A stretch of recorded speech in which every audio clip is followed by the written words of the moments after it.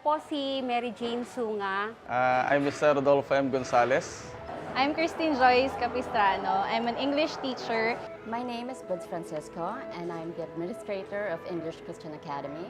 Una po akong nakapunta sa camp, 2012 na October, naimbitahan po ako ng kapatid ko.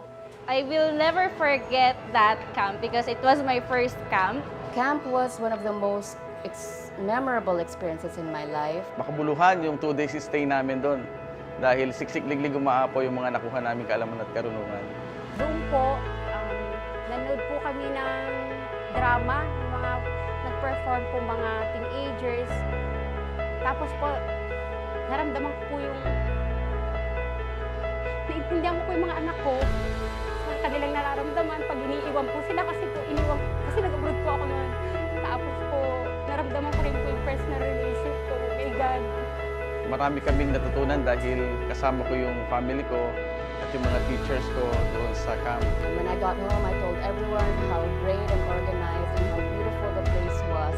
Camp, it's a soul-satisfying experience. Smart, strategic, and highly secure. Masaya po at gusto ko pong bumalik sa camp. Camp is a must.